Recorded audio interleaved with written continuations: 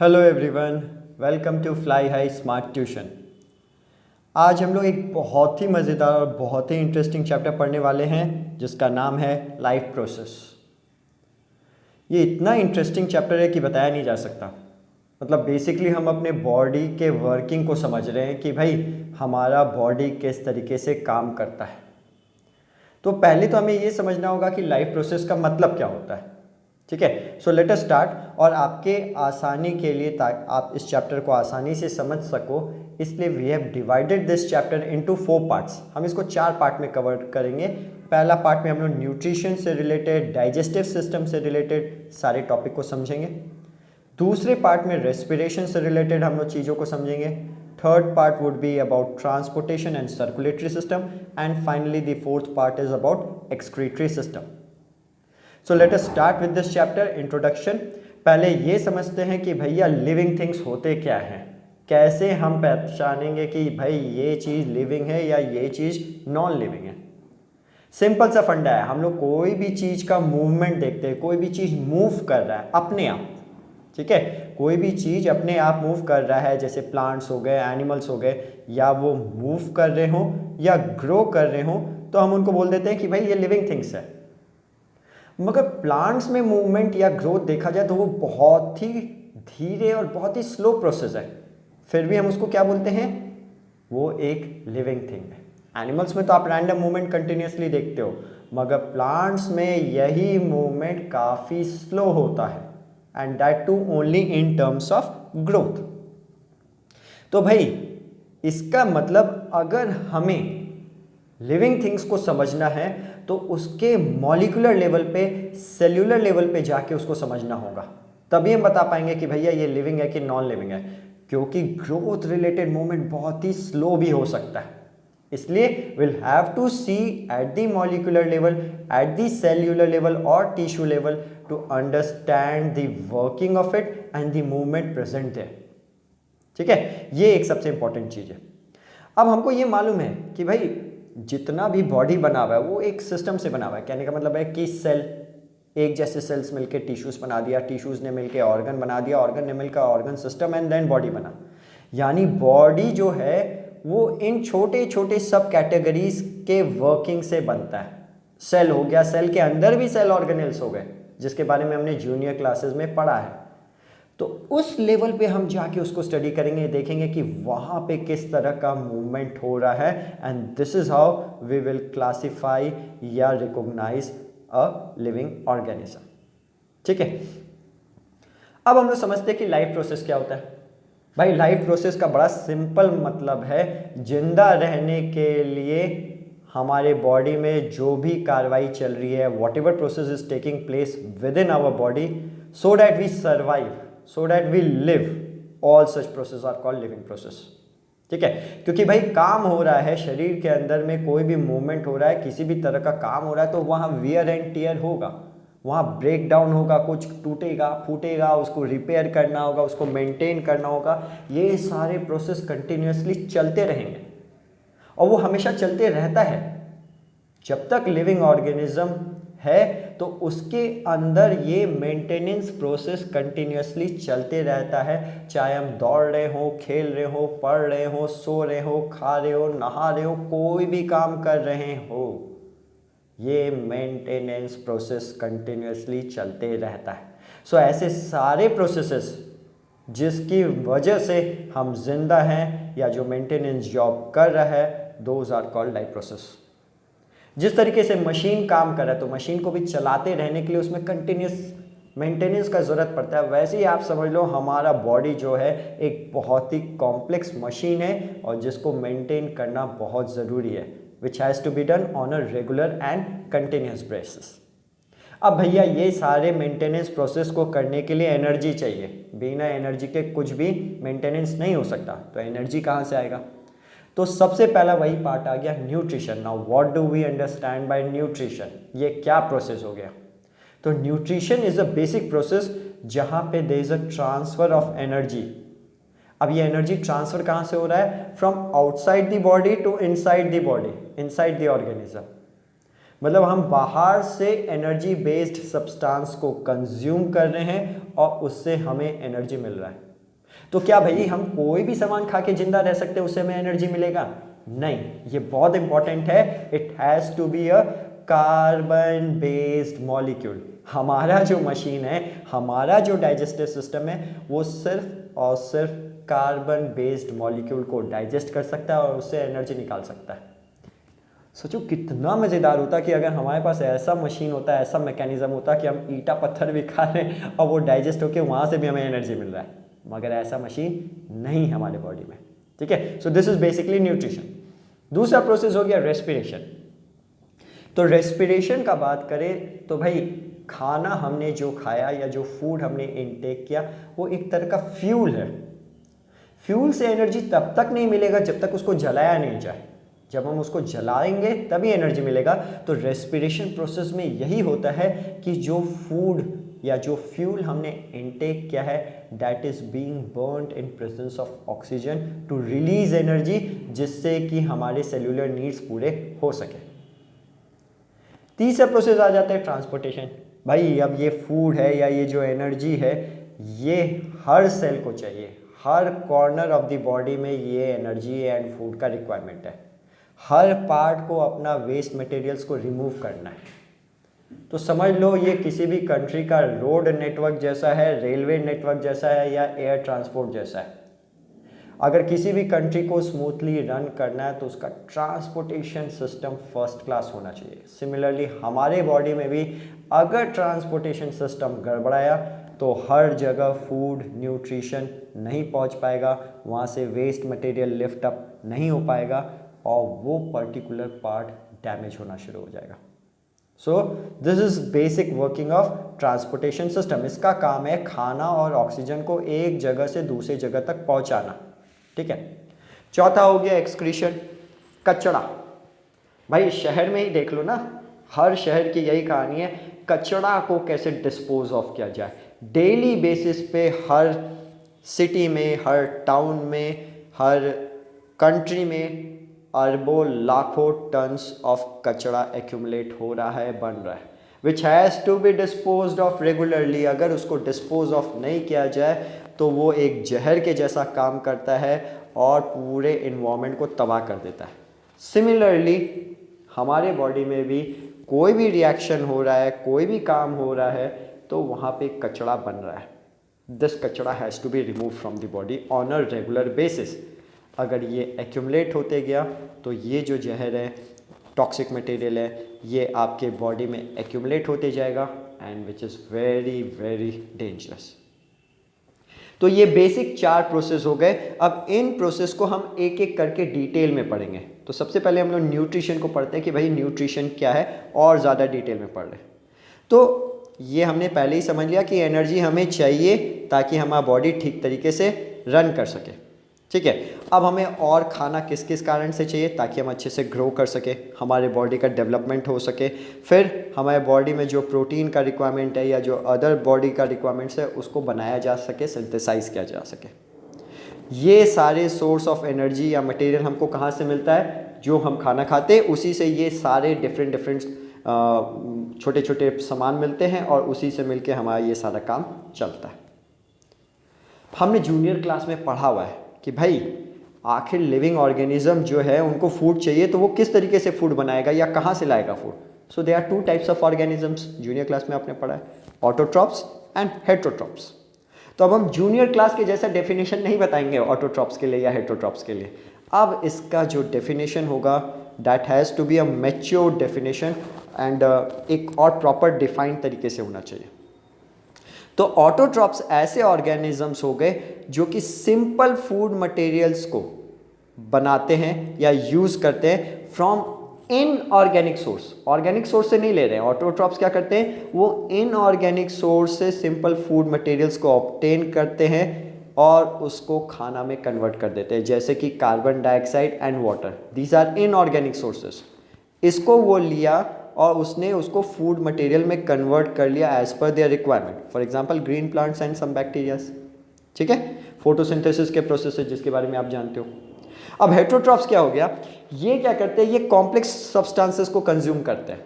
ये क्या करते हैं, कॉम्प्लेक्स सब्सटेंसेस को कंज्यूम कर रहे हैं। ऑटोट्रॉफ्स सिंपल फूड मटेरियल्स को ऑब्टेन कर रहा है, whereas heterotrophs complex substances को कंज्यूम कर रहा है और वो उसको ब्रेक डाउन कर रहा है इनटू सिंपलर पार्ट्स ताकि वो अपनी बॉडी का ग्रोथ एंड मेंटेनेंस कर सके। अब इस फूड मटेरियल को भी ब्रेक डाउन करने के लिए ये जो complex food material heterotrophs consume कर रहे हैं, इसको ब्रेक डाउन करने के लिए they need a special enzyme या एक कैटलिस्ट बोलते हैं हम लोग। They need a special type of catalyst. ये सपोर्टर होता है किसी भी रिएक्शन को करने के लिए, किसी भी रिएक्शन को फैसिलिटेट करने के लिए these enzyme act as a supporter और एज अ की। इसके बिना रिएक्शन कुछ रिएक्शन या ये ब्रेकडाउन का प्रोसेस नहीं हो पाएगा। तो ऐसे एंजाइम्स या बायो कैटलिस्ट को हम लोग एंजाइम्स बोलते हैं, सॉरी, ऐसे बायो कैटलिस्ट को हम एंजाइम्स बोलते हैं। अब ऑटोट्रॉफिक न्यूट्रिशन को और डिटेल में पढ़े, जो कि आप पढ़ चुके हो, जानते हो। ये सब्सटेंसेस को ले रहे हैं, सिंपल इनऑर्गेनिक सब्सटेंसेस को बाहर से ले रहे हैं और उसको कन्वर्ट कर दे रहे हैं अपने फूड मटेरियल में। आपको मालूम है फोटोसिंथेसिस का प्रोसेस कैसे होता है। कार्बन डाइऑक्साइड लिया, वाटर लिया, इन presence of chlorophyll and sunlight leaves ने उसको कन्वर्ट कर दिया ग्लूकोज में एंड ऑक्सीजन उसने रिलीज कर दिया। अब ये जो कार्बोहाइड्रेट बनाया प्लांट ने या लीफ ने, जो कार्बोहाइड्रेट बनाया वो इमीडिएटली तो यूज़ नहीं कर रहा है उसको। So that is being stored and it is being stored in the form of starch. तो प्लांट्स अपने फूड को जो इमीडिएट यूज़ नहीं करता है उसको वो स्टार्च में कन्वर्ट कर देता है। सिमिलरली ह्यूमन बीइंग्स या एनिमल्स क्या करते हैं, वो उसको ग्लाइकोजन के फॉर्म में कन्वर्ट कर देते हैं, क्योंकि इमीडिएट तो एनर्जी रिक्वायरमेंट हमारा होता नहीं है। जब रिक्वायरमेंट ज़रूरत होगा तो इस ग्लाइकोजन को ब्रेक करके हमें एनर्जी का पूरा हो जाता है रिक्वायरमेंट। तो ये आपको याद रखना है कि किस फॉर्म में उसको स्टोर किया जाता है, प्लांट्स में एंड एनिमल्स में। अब यहाँ से भी एक बहुत इंपॉर्टेंट क्वेश्चन आता है कि भाई फोटोसिंथेसिस का प्रोसेस क्या है या उसका स्टेप्स क्या है। तो जूनियर क्लासेस जैसा नहीं, we will learn and memorise these 3 points in the given sequence only, कि भाई फोटोसिंथेसिस के प्रोसेस में पहला स्टेप क्या है। तो पहला स्टेप ये है कि जो क्लोरोफिल है that will absorb light energy, ठीक है। दूसरा, ये लाइट एनर्जी है that is being converted to chemical energy. Light energy is being converted into chemical energy and यहाँ पे वाटर मॉलिक्यूल, कार्बन डाइऑक्साइड लिया है एंड वाटर लिया है, तो यहाँ पे जो वाटर मॉलिक्यूल है वो स्प्लिट कर जाएगा इनटू हाइड्रोजन एंड ऑक्सीजन। सोचो, प्लांट के पास ये मैकेनिज्म है, हम लोग को इलेक्ट्रोलिसिस का पूरा प्रोसेस करना पड़ता है, मगर प्लांट या लीफ इसको ऑटोमेटिकली वाटर मॉलिक्यूल को स्प्लिट कर सकता है into hydrogen and oxygen. Finally जो थर्ड स्टेप है that is reduction of carbon dioxide to carbohydrate. First chapter जब आप केमिस्ट्री का पढ़ोगे, केमिकल रिएक्शंस एंड इक्वेशंस में, तब आप वहाँ पढ़ोगे ऑक्सीडेशन एंड रिडक्शन रिएक्शन के बारे में। तो यहाँ पे कार्बन डाइऑक्साइड जो है वो रिड्यूस हो जा रहा है into carbohydrate. So these are the basic 3 steps involved in the process of photosynthesis. अब ऑटोट्रॉफिक न्यूट्रिशन में इसी में देखें तो भाई अब प्लांट को कहाँ से उसका रिक्वायरमेंट मिल रहा है, मतलब उसको पानी चाहिए, उसको कार्बन डाइऑक्साइड चाहिए, क्लोरोफिल, ये वो जो भी चाहिए, उसको वो चीज़ें कहाँ से मिल रही है। तो भाई हमको मालूम है जो क्लोरोफिल होता है वो प्लांट के सेल ऑर्गेनेल में प्रेजेंट होता है, which is called chloroplast. 9th class में आपने पढ़ा है कि क्लोरोप्लास्ट में ग्रीन कलर का पिगमेंट होता है विच इज़ कॉल्ड क्लोरोफिल। तो ये प्लांट के पास अपना खुद का है। दूसरा, अब उसको जो कार्बन डाइऑक्साइड चाहिए या जो वो गैसियस एक्सचेंज कर रहा है, कार्बन डाइऑक्साइड ले रहा है एंड ऑक्सीजन छोड़ रहा है, दैट इज़ थ्रू स्टोमाटा, जो कि लीव्स के लोअर सरफेस में हमेशा प्रेजेंट होता है। These are like tiny pores, छोटे छोटे छेद होते हैं लीव्स में, जो कि लीव्स के लोअर सरफेस में होते हैं। अब ये भी बड़ा सोचने का बात है, भाई पत्ता के नीचे क्यों भगवान ने उसको बनाया और उसके ऊपर वाले सरफेस पे क्यों नहीं बनाया। हर चीज़ के पीछे लॉजिक है और कारण है। तो भाई स्टोमाटा को नीचे इसलिए बनाया गया क्योंकि हमें मालूम है गैस हमेशा नीचे से ऊपर की ओर हो जाता है। हल्का होता है ना गैस, तो वो नीचे से हमेशा ऊपर की ओर जाएगा। तो अगर स्टोमाटा लीफ के ऊपर रहेगा तो उसमें कैसे घुसेगा, घुस ही नहीं पाएगा गैस, उसको दिक्कत होगा। दूसरा कारण, हमने जूनियर क्लास में ये भी पढ़ा है, जो एक्सेस वाटर होता है प्लांट में that is lost by the process of transpiration, वो यही स्टोमाटल पोर से निकलता है।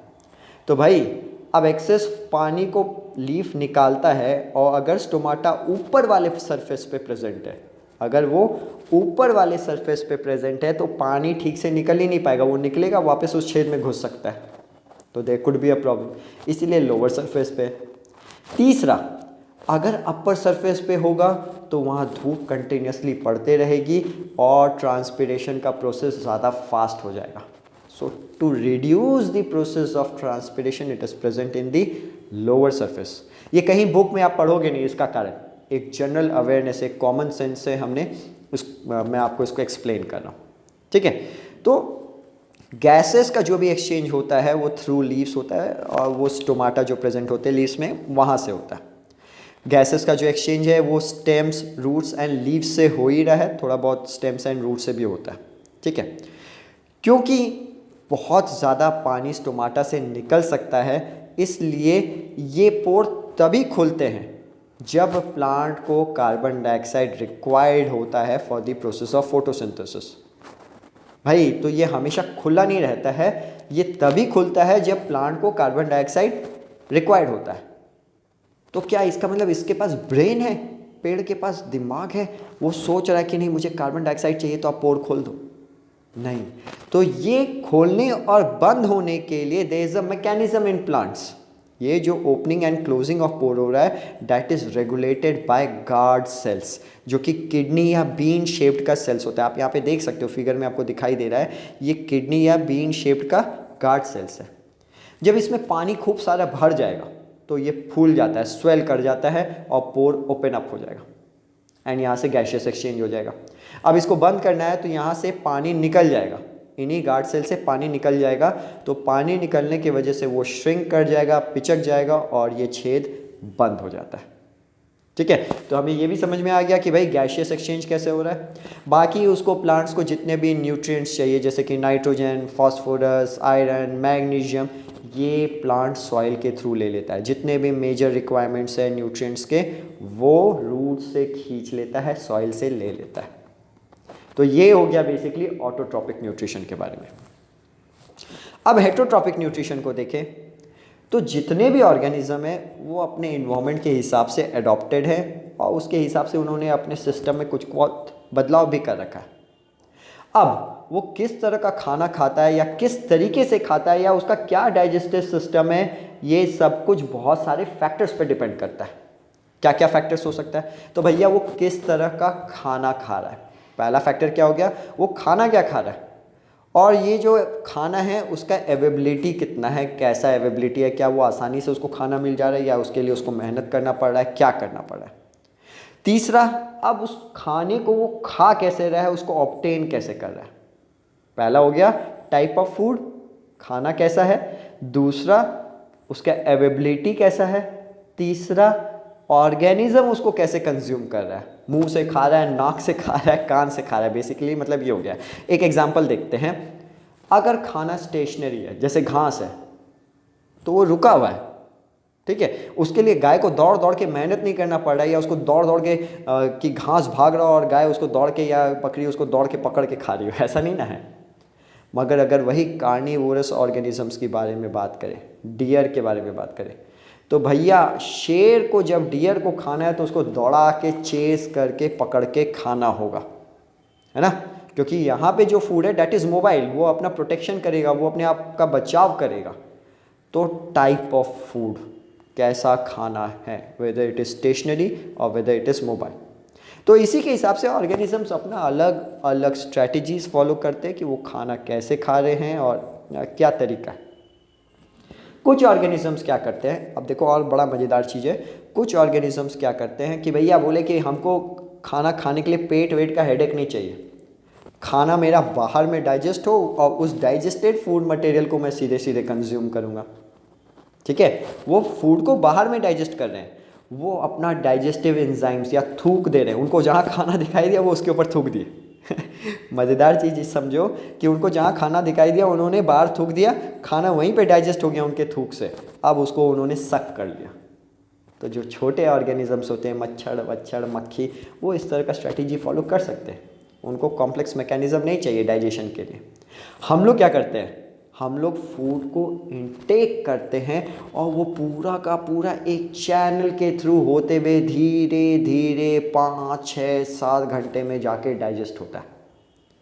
मज़ेदार चीज़ और एक देखो, रास्ता खाने का एक ही है। अब वहाँ से हम चाहे प्रोटीन खाएं, चाहे कार्बोहाइड्रेट खाएं, चाहे विटामिन्स खाएं, चाहे फैट्स खाएं, कुछ भी खाएं, सब इसी रास्ते से होते हुए जाएगा और पूरा का पूरा डाइजेस्ट होगा।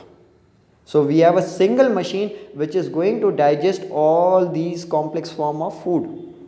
ठीक है, तो पहला में हमने क्या देखा कि कुछ ऑर्गेनिजम्स क्या करते हैं, वो फूड को बाहर में डाइजेस्ट कर देते हैं by secreting certain enzymes and then उसको एब्जॉर्ब कर लेते हैं। जैसे एग्जांपल्स में हो गया fungus like bread moulds, yeast and mushrooms.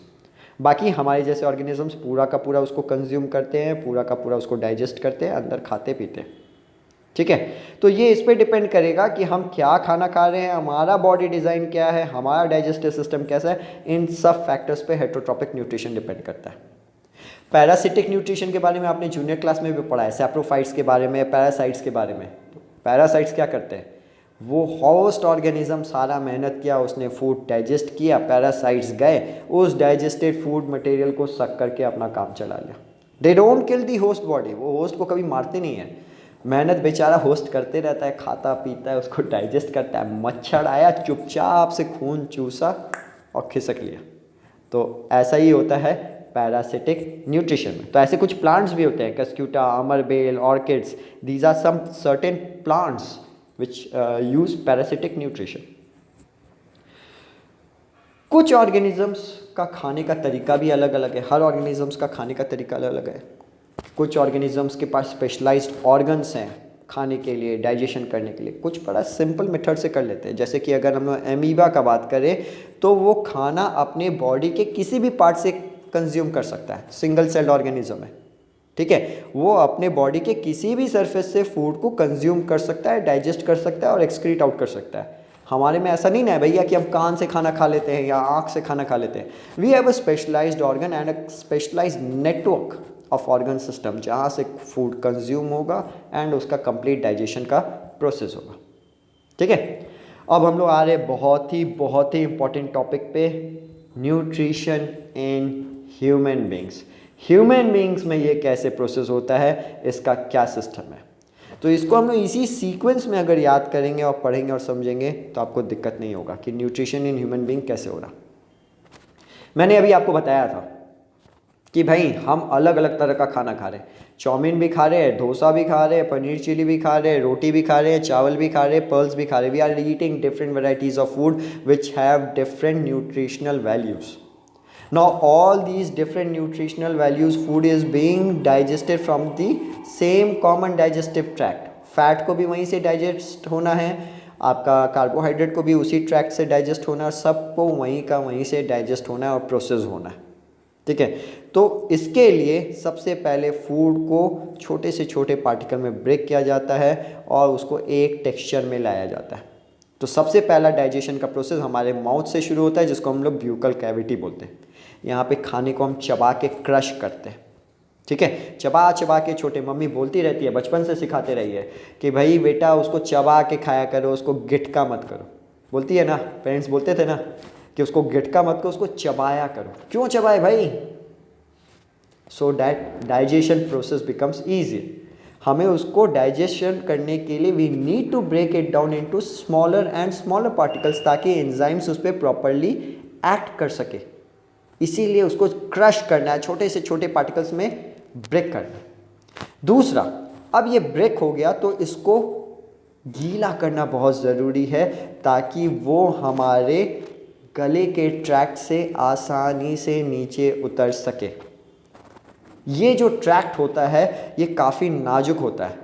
ठीक है, इस कैनल का जो लाइनिंग है that is very soft and delicate. उसमें अगर आप बहुत सॉलिड फूड खा लिए, बहुत कांटेदार टाइप का खाना खा लिए, तो वो उस लाइनिंग को डैमेज कर सकता है, हार्म कर सकता है। इसीलिए उसको गीला करना है, उसको छोटा से छोटा पार्ट में डिवाइड करना है ताकि वो आसानी से नीचे सरक सके। तो इसको गीला करने के लिए हमारे मुंह में थूक आता है, उस थूक में वो जो थूक है, जो सलाइवा है, that is being released by salivary glands, ठीक है, which is helping in the smooth passage of the food.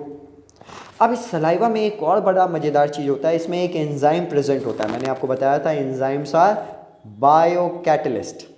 तो ये बायोकैटलिस्ट जो है उसका नाम है salivary amylase.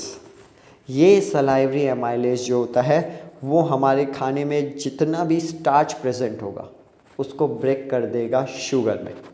Starch is broken down into sugar, ठीक है, शुगर का ही एक कॉम्प्लेक्स फॉर्म हो गया स्टार्च। तो salivary amylase will break starch into sugar. इसीलिए जब भी हम खाना खाते हैं तो हल्का सा मीठापन शुरू में लगता है। क्यों? क्योंकि starch is broken down into sugar. अब ये खाना को थूक से पूरा मिलाया जाता है और जीभ के थ्रू हम उसको पूरा मुंह में घुमाते फिराते हैं और उसको धीरे धीरे अपने गले के नीचे उतारते हैं। तो दूसरा स्टेज हो गया ईसोफेगस या फिर फूड पाइप। फूड पाइप में कोई डाइजेशन नहीं हो रहा है, उसका काम है बेसिकली खाने को नीचे की ओर लेके जाना, ठीक है। ईसोफेगस का काम क्या है? फूड को वो धीरे धीरे स्टमक तक पहुंचाने का काम करता है। ऐसा नहीं है कि वो फिसल के बस अंदर घुस गया। देयर इज अ मूवमेंट, इस मूवमेंट को बोलते हैं पेरिस्टालसिस मूवमेंट। ये एक तरह का रिदमिक मूवमेंट है जिसके हेल्प से खाना धीरे धीरे आपके पेट तक जाता है। समझ लो, ये जोक को देखो, जोक कैसे धीरे धीरे आगे बढ़ता है ना, उसी तरीके से खाना भी आपके पेट के अंदर धीरे धीरे बढ़ता है। ये मत समझना कि ये अर्थवॉर्म आपके बॉडी के अंदर या मुंह के अंदर है।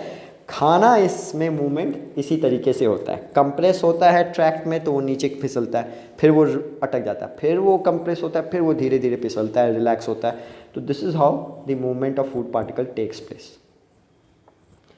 पेट में आ गया भैया खाना।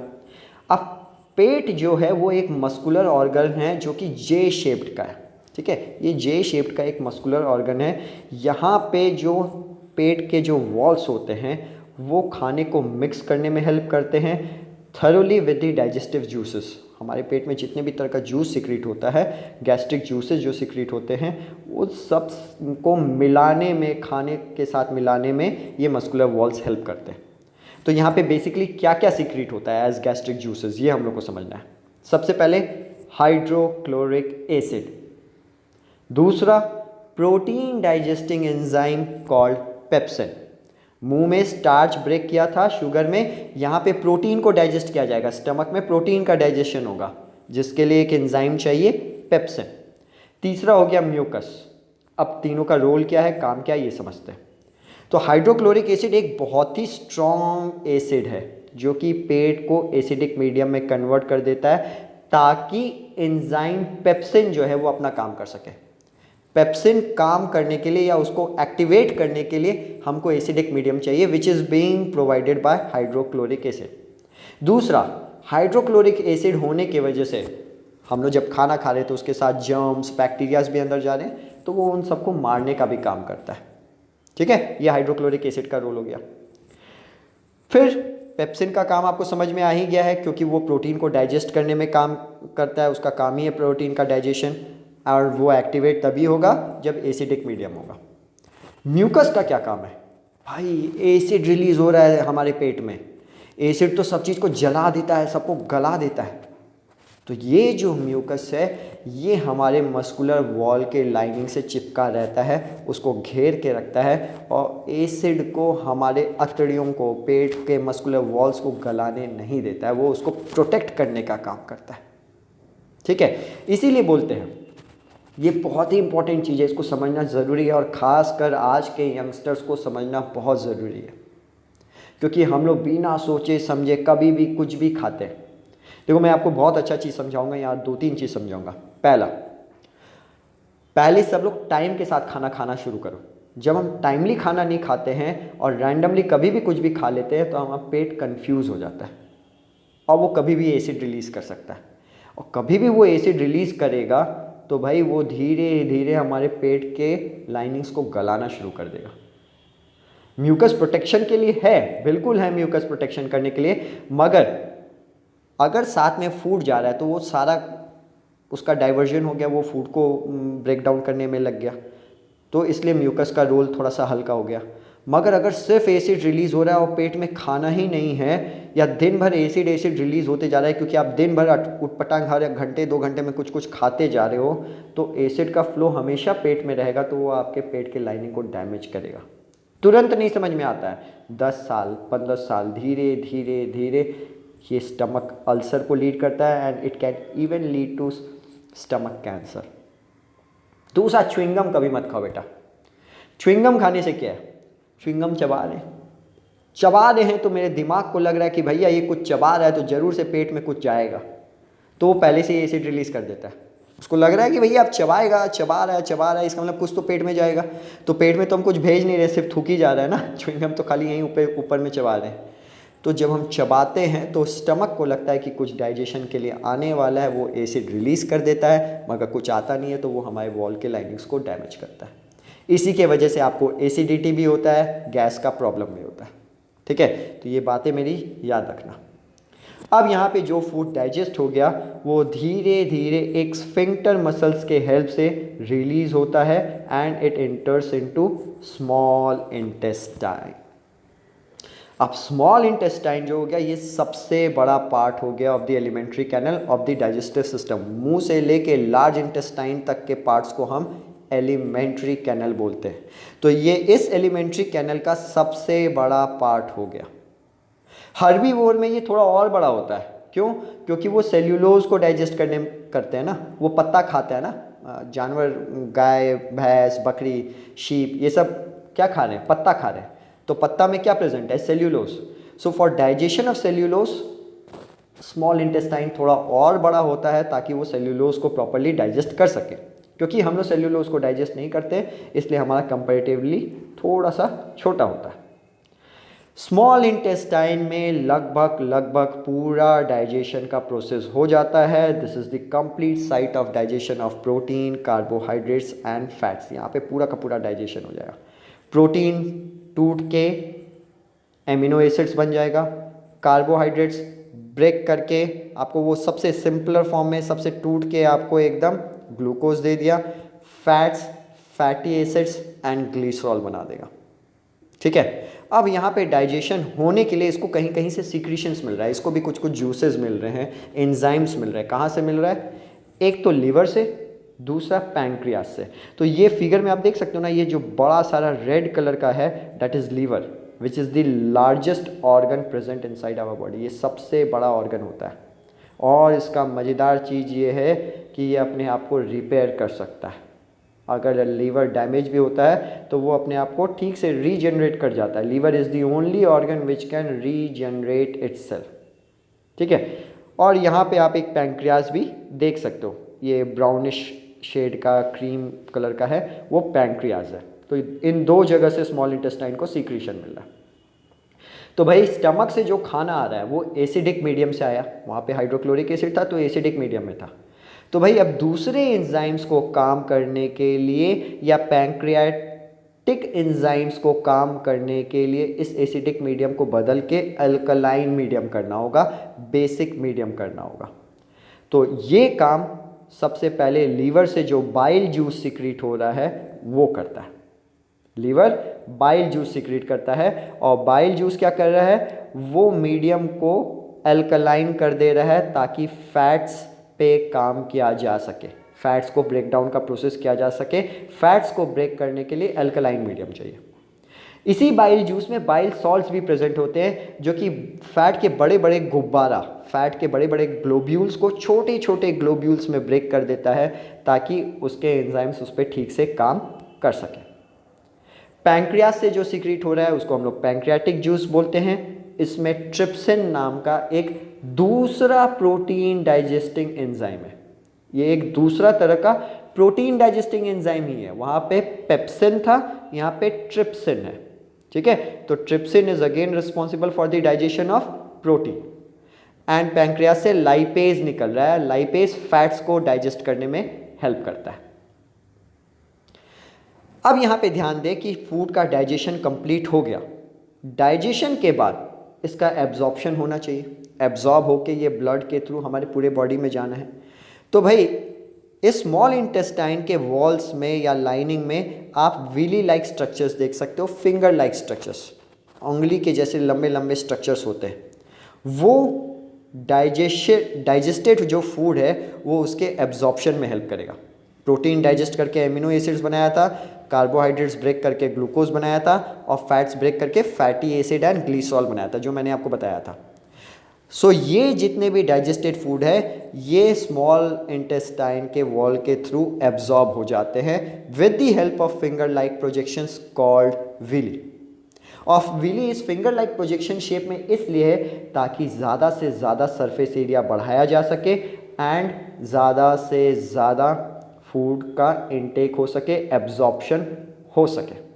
जैसे हमारे नाक में बहुत सारे बाल हैं, छोटे छोटे बाल हैं, वो सरफेस एरिया को बढ़ा देते हैं, ठीक है। या माइटोकॉन्ड्रिया में हमने पढ़ा था, सबसे अच्छा याद करो, माइटोकॉन्ड्रिया का इनर वाला जो वॉल था that was folded into cristae to increase the surface area. Similarly small wall का जो स्मॉल इंटेस्टाइन का जो इनर लाइनिंग है that is folded into finger like projections called villi, ताकि ज़्यादा से ज़्यादा सरफेस एरिया बढ़े, ज़्यादा से ज़्यादा डाइजेस्टेड फूड मटेरियल को एब्जॉर्ब कर सके। अब एब्जॉर्प्शन का प्रोसेस जहाँ पे भी होगा तुम समझ लो वो एक ट्रेन का जंक्शन के जैसा काम कर रहा है या एक बस स्टॉप के जैसा काम कर रहा है, ठीक है। ये एक जंक्शन है, एक प्लेटफॉर्म है, तो जहाँ पे भी जंक्शन होगा या प्लेटफॉर्म होगा वहाँ पे रोड का नेटवर्क या रेलवे का नेटवर्क बहुत अच्छा होता है, क्योंकि वहीं पे सामान को उतारना है या सामान को चढ़ाना है। भाई तो ये जो डाइजेस्टेड फूड मटेरियल हो गया इसको इसने एब्जॉर्ब कर लिया, अब इसको तो सर्कुलेट करके दूसरे जगह भेज देना है, तो ये एक जंक्शन पॉइंट हो गया। तो यहाँ पे खूब सारे ब्लड वेसल्स होंगे, यानी रोड का नेटवर्क बहुत अच्छा होगा, ब्लड वेसल्स का नेटवर्क बहुत ज़्यादा होगा, बहुत अच्छे से होगा, ताकि जितने भी डाइजेस्टेड फूड मटेरियल्स है that could be easily absorb by blood vessels and carried throughout the body. ये इसका काम होता है। So villi is richly supplied with blood vessels. Finally large intestine की बात करें तो यहाँ पे अब जितने भी अनएब्जॉर्ब फूड है वो स्मॉल लार्ज इंटेस्टाइन में चल जाते हैं, जहाँ पे और ज़्यादा विली प्रेजेंट होता है जो कि वाटर को भी एब्जॉर्ब करेगा along with the food material. बाकी जितने भी वेस्ट मटेरियल है वो लार्ज इंटेस्टाइन में वाया एनस, रेक्टम एनस के थ्रू, जो सबसे नीचे वाला पार्ट हो गया आप यहाँ देख सकते हो, रेक्टम एंड एनल कैनल, तो इसके थ्रू ये होते हुए फूड मटेरियल बाहर निकल जाता है लार्ज इंटेस्टाइन में, ठीक है। सो ये था basically nutrition in human beings. तो हमने पहला न्यूट्रिशन वाले पार्ट को पूरा इस टॉपिक में कवर किया है, ठीक है। नेक्स्ट पार्ट में विल स्टार्ट विद रेस्पिरेशन। अगर आपको हमारा वीडियो पसंद आया हो तो इसे लाइक करें, हमारे चैनल को सब्सक्राइब करें and do give us the feedback. Thank you.